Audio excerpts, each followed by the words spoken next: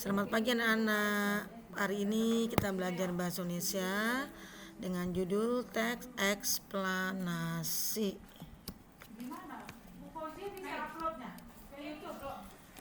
Teks eksplanasi dalam kompetensi dasar yaitu 3.9 dan 3.10.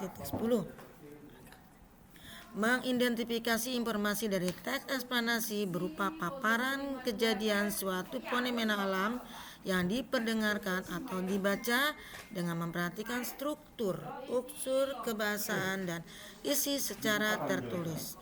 Tujuan pembelajaran: 1. Menjelaskan pengertian teks eksplanasi.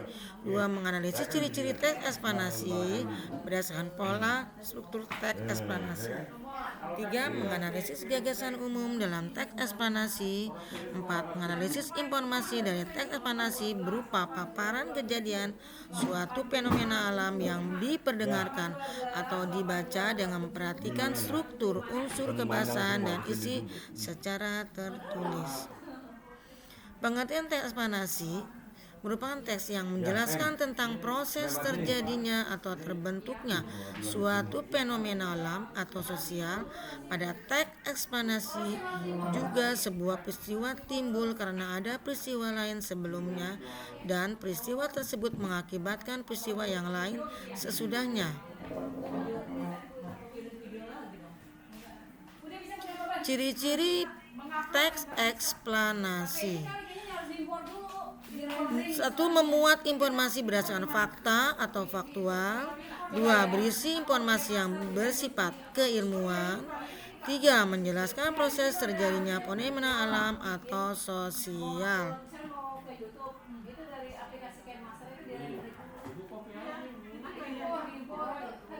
Struktur teks eksplanasi: 1. Pernyataan umum yang berisi tentang penjelasan umum tentang fenomena yang akan dibahas, bisa berupa pengenalan fenomena tersebut atau penjelasannya.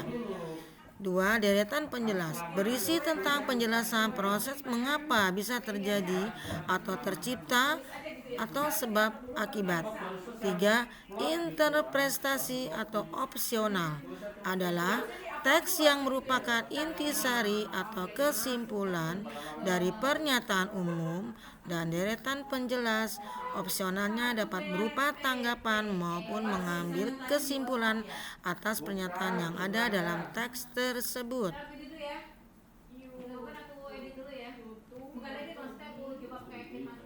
Kaidah kebahasaan teks eksplanasi. Dalam kaidah kebahasaan teks eksplanasi itu ada pemakaian kalimat pasif. Yang kita tahu kalimat pasif adalah berawalan di.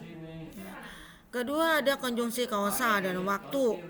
Misalnya ada tempat ya, ada mengenai waktu di mana, kapan beradanya, lalu terjadinya kapan dan sebagainya.